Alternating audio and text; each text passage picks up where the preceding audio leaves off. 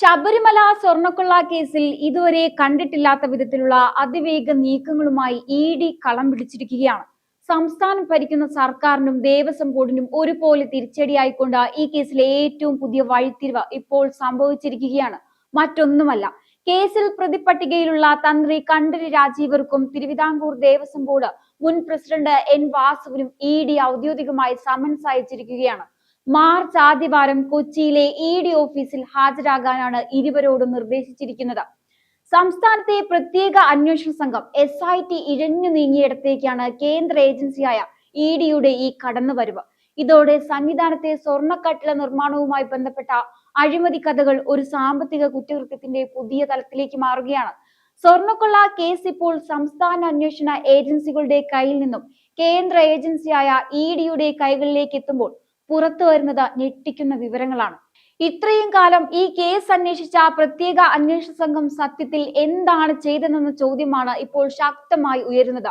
അഴിമതിയുടെ വേരുകൾ അറക്കുന്നതിന് പകരം ഭരണകൂടത്തിന് വേണ്ടപ്പെട്ടവരെ സംരക്ഷിക്കാനും അന്വേഷണം വഴിതിരിച്ചു വിടാനും SIT ശ്രമിച്ചുവെന്ന ആരോപണങ്ങൾക്ക് അടിവരയിടുന്നതാണ് പുതിയ സംഭവ വികാസങ്ങൾ. SITയുടെ അന്വേഷണം തുടക്കം മുതലേ ഒരു പ്രഹസനമായിരുന്നു എന്ന് പറയാതിരിക്കാൻ കഴിയില്ല. സ്വർണ്ണക്കട്ടിള നിർമ്മാണത്തിലും ദ്വാരപാലക ശില്പങ്ങളുടെ നിർമ്മാണത്തിലും നടന്ന കോടികളുടെ ക്രമക്കേട് തെളിയിക്കുന്നതിൽ അവർ പരാജയപ്പെട്ടു. പ്രതിപട്ടികയിലുള്ള ഉന്നതർക്കെതിരെ കൃത്യമായ കുറ്റപത്രം സമർപ്പിക്കാതെ അന്വേഷണം ഇഴച്ചു നീങ്ങിയത് ആർക്ക് വേണ്ടിയായിരുന്നു എന്ന ചോദ്യത്തിന് ഇപ്പോൾ ഉത്തരം ലഭിക്കുകയാണ്. SIT പടച്ചുണ്ടാക്കിയ ദുർബലമായ കഥകൾ കോടതിയിൽ പലതവണ ചോദ്യം ചെയ്യപ്പെട്ടു. കൃത്യമായ രേഖകൾ ഹാജരാക്കാൻ പോലും കഴിയാത്ത വിധം SIT തപ്പിത്തടഞ്ഞപ്പോൾ അത് പ്രതികൾക്ക് രക്ഷപ്പെടാനുള്ള പഴുതുകളായി മാറി. സംസ്ഥാന ഏജൻസികൾ ഇഴഞ്ഞു നീങ്ങിയെടുത്താണ് ഇപ്പോൾ ഇ.ഡിയുടെ ഇടുത്തി പോലെയുള്ള വരവ്. കേവലം ഒരു ക്രമക്കേട് എന്നതിനപ്പുറം ഇതിനു പിന്നിൽ നടന്ന വമ്പൻ സാമ്പത്തിക സ്രോതസ്സുകളെ കണ്ടെത്താനാണ് ഇ.ഡി ലക്ഷ്യമിടുന്നത്. മുൻ ദേവസ്വം ബോർഡ് പ്രസിഡന്റ് എൻ വാസുവിനെ പോലെയുള്ളവർ ഈ ഘട്ടത്തിൽ ശരിക്കും വിയർക്കുമെന്നുറപ്പാണ്. SIT കുറ്റപത്രം സമർപ്പിക്കാൻ വൈകിയത് കൊണ്ട് മാത്രം സ്വാഭാവിക ജാമ്യം തേടി പുറത്തിറങ്ങി നടന്നവർക്ക് ഇനി ഇ.ഡിക്ക് മുന്നിൽ ആ പരിരക്ഷ കിട്ടില്ല. പണത്തിന്റെ ഒഴുക്ക് കണ്ടെത്താൻ വൈദഗ്ധ്യമുള്ള ഇ.ഡി ഉദ്യോഗസ്ഥർക്ക് മുന്നിൽ പഴയ മുടന്തൻ ന്യായങ്ങൾ വിലപ്പോവില്ല. അന്വേഷണ സംഘം മനഃപൂർവ്വം കണ്ണടച്ച പല സാമ്പത്തിക ഇടപാടുകളും ഇ.ഡി ഇപ്പോൾ ചികഞ്ഞെടുക്കുകയാണ്.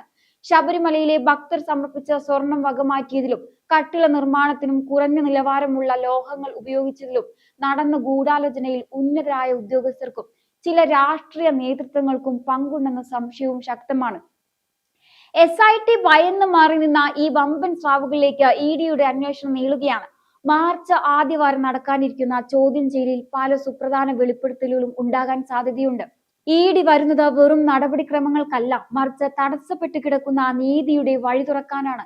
സംസ്ഥാന ഏജൻസികളുടെ രാഷ്ട്രീയ വിധേയത്വവും ഒത്തുകളിയും മൂലം മറഞ്ഞുപോയ സത്യങ്ങൾ ഓരോന്നായി പുറത്തു വരാൻ പോവുകയാണ്. സ്വാഭാവിക ജാമ്യത്തിന്റെ ഫലത്തിൽ പുറത്തിറങ്ങി നീതിപീഠത്തെ പരിഹസിക്കുന്ന അഴിമതിക്കാർക്ക് ഇ.ഡിയുടെ ചോദ്യം ചെയ്യൽ മുറിയിൽ ശരിക്കും വിയർക്കേണ്ടി വരും. ശബരിമലയെ കറവപ്പശുവായി കണ്ടവർക്കും അഴിമതിക്ക് കൂട്ടുനിന്ന ഉദ്യോഗസ്ഥർക്കും ഈ കേസ് പുതിയൊരു പാഠമായിരിക്കും. അഴിമതിയുടെ കോട്ടകൾ തകരാൻ ഇനി അധികം സമയമില്ല. ഈ കേസിലെ ഏറ്റവും പ്രധാനപ്പെട്ട കാര്യം നിലവിൽ അറസ്റ്റ് ചെയ്യപ്പെട്ട പ്രതികളെല്ലാം ജാമ്യം നേടി പുറത്തിറങ്ങിയതാണ്.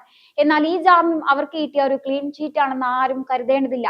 പ്രത്യേകിച്ച് എൻ വാസുവിനെ പോലെയുള്ളവർക്ക് ലഭിച്ചത് സ്വാഭാവിക ജാമ്യം മാത്രമാണ്. അതായത് അന്വേഷണ സംഘം കൃത്യസമയത്ത് കുറ്റപത്രം നൽകാത്തത് കൊണ്ട് ലഭിച്ച സാങ്കേതികമായ ഇളവ്. ഇ.ഡി ഇപ്പോൾ കള്ളപ്പണം വെളുപ്പിക്കൽ നിരോധന നിയമം അനുസരിച്ചാണ് കേസ് എടുത്തിരിക്കുന്നത്. ഇതിനർത്ഥം പഴയ പോലീസ് കേസിലെ ജാമ്യം ഇ.ഡിക്ക് ബാധകമല്ല എന്നാണ്. ഇ.ഡി പുതിയ തെളിവുകൾ കണ്ടെത്തുന്നതോടെ ജാമ്യത്തിലിറങ്ങിയവർ വീണ്ടും അറസ്റ്റ് ചെയ്യാനുള്ള സാധ്യത വളരെ കൂടുതലാണ്. സംസ്ഥാന ഏജൻസികൾ വേണ്ടത്ര അന്വേഷിക്കാതെ വിട്ട പല സാമ്പത്തിക രേഖകളും ഇ.ഡി ഇപ്പോൾ പൊടി തട്ടിയെടുക്കുകയാണ്. പണം എങ്ങോട്ടൊഴുകി എന്നതിനെ കുറിച്ച് കൃത്യമായ തെളിവ് ലഭിച്ചാൽ ജാമ്യത്തിലിറങ്ങിയ പ്രതികളെ ഇ.ഡി കസ്റ്റഡിയിൽ വാങ്ങും. അതോടെ അഴിമതിക്കാരുടെ സുരക്ഷിത താവളങ്ങൾ തകരും. ഈ സമൻസ് തന്ത്രിയെ സംബന്ധിച്ച് കേവലം നടപടിക്രമം മാത്രമായിരിക്കാനാണ് സാധ്യതയെന്ന് ഒരു വിഭാഗം കരുതുന്നു. കാരണം തന്ത്രിക്കെതിരെ പ്രഥമ ദൃഷ്ട്യാ തെളിവുകളില്ലെന്ന് വിജിലൻസ് കോടതി തന്നെ നേരത്തെ നിരീക്ഷിച്ചതാണ്. എന്നാൽ എൻ വാസുവിന്റെ അവസ്ഥ അങ്ങനെയല്ല. ഭരണപരമായ തീരുമാനങ്ങൾ എടുത്ത വ്യക്തി എന്ന നിലയിൽ വാസുവിനെതിരെ വ്യക്തമായ തെളിവുകൾ ഇ.ഡിയുടെ പക്കലുണ്ടെന്നാണ് സൂചന.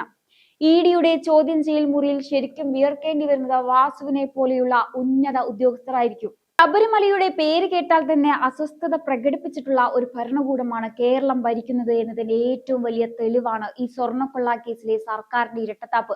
മുഖ്യമന്ത്രി പിണറായി വിജയൻ നേരിട്ട് നിയന്ത്രിക്കുന്ന ആഭ്യന്തര വകുപ്പിന് കീഴിലുള്ള അന്വേഷണ ഏജൻസികൾ ഈ കേസിൽ വെറും കാഴ്ചക്കാരായി മാറിയത് യാദൃശികമല്ല.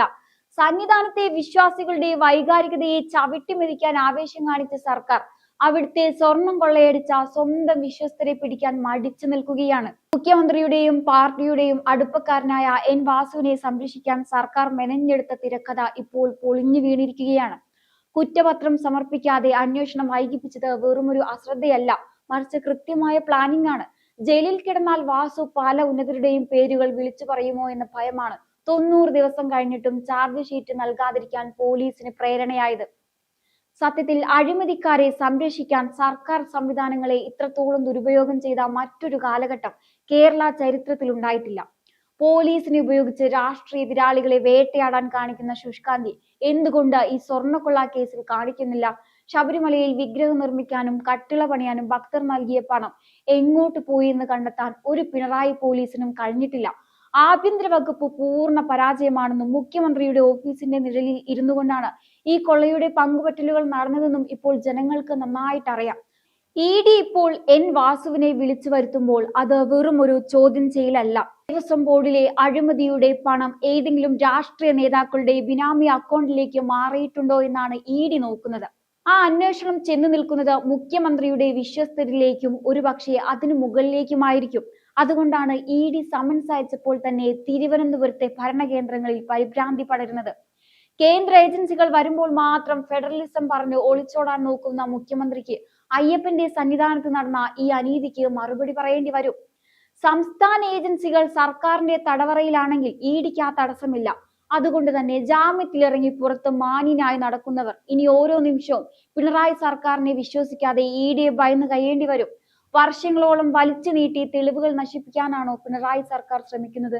അന്വേഷണ ഉദ്യോഗസ്ഥരെ അടിക്കടി മാറ്റിയും ഫയലുകൾ പൂഴ്ത്തിവെച്ചും പ്രതികളെ രക്ഷിക്കാൻ സർക്കാർ നടത്തിയ നീക്കങ്ങൾ ജനങ്ങൾ കാണുന്നുണ്ട്. പല കേസിലും ഇങ്ങനെ നടന്നിട്ടുണ്ട്. എന്നാൽ ഇവിടെ ഈ രക്ഷപ്പെടൽ എളുപ്പമാകില്ല. കാരണം ഇത് അന്വേഷിക്കുന്നത് സംസ്ഥാന പോലീസ് അല്ല, മറിച്ച് കണക്കിലെ ഓരോ കളികളും ചികഞ്ഞെടുക്കുന്ന ED ആണ്. തിരുവിതാംകൂർ ദേവസ്വം ബോർഡ് എന്നത് ഭക്തരുടെ സ്വത്താണ്. എന്നാൽ പിണറായി സർക്കാരിന്റെ കാലത്ത് ഇത് വെറും ഒരു പാർട്ടി ഓഫീസായി മാറിയോ എന്ന സംശയം ഈ സ്വർണ്ണക്കൊള്ളയോടെ ബലപ്പെടുകയാണ്. രാഷ്ട്രീയമായി വേണ്ടപ്പെട്ടവരെ ബോർഡ് പ്രസിഡന്റായും മെമ്പർമാരായും തിരികെ കയറ്റിയതിന്റെ ഫലമാണ് നാം ഇപ്പോൾ കാണുന്നത്. വാസുവിനെ പോലെയുള്ളവർക്ക് ഇത്രയും വലിയ അഴിമതി നടത്താൻ ഭരണകൂടത്തിന്റെ ഒത്താശയില്ലാതെ കഴിയില്ല. ബോർഡിന്റെ പവിത്രത തകർത്ത് അവിടെ അഴിമതിക്കാരുടെ വിളയാട്ടത്തിന് അവസരമൊരുക്കിയ മുഖ്യമന്ത്രിക്ക് ഇതിൽ നിന്നും കൈകഴുകാൻ കഴിയില്ല. ഈ കേസിൽ ഇപ്പോൾ സമൻസ് ലഭിച്ചവർ മാത്രമല്ല, ഇനിയും പല പ്രമുഖരും EDയുടെ പട്ടികയിൽ ഉണ്ടെന്നാണ് സൂചന. ഒരുപക്ഷെ സർക്കാരിലെ തന്നെ ചില ഉന്നത ഉദ്യോഗസ്ഥരിലേക്കും അന്വേഷണം നീണ്ടേക്കാം. ED അന്വേഷണം ശക്തമാകുമ്പോൾ പഴയ ജാമ്യക്കാരെ വിളിപ്പിക്കുകയും പുതിയ തെളിവുകളുടെ അടിസ്ഥാനത്തിൽ വീണ്ടും അറസ്റ്റ് രേഖപ്പെടുത്തുകയും ചെയ്യും. പിണറായി സർക്കാരിന്റെ സംരക്ഷണയിൽ പുറത്തിറങ്ങി നടന്നവർക്ക് ഇനി കസ്റ്റഡി മർദ്ദനത്തെക്കാൾ വലിയ മാനസിക സമ്മർദ്ദമായിരിക്കും EDയുടെ ചോദ്യം ചെയ്യൽ മുറികളിൽ നേരിടേണ്ടി വരിക. എന്തായാലും ഈ ഒരു വിഷയത്തെക്കുറിച്ചുള്ള നിങ്ങളുടെ അഭിപ്രായങ്ങൾ കമന്റ് ബോക്സിൽ രേഖപ്പെടുത്തുക. മറ്റൊരു വിഷയവുമായി വീണ്ടും കാണാം. നന്ദി.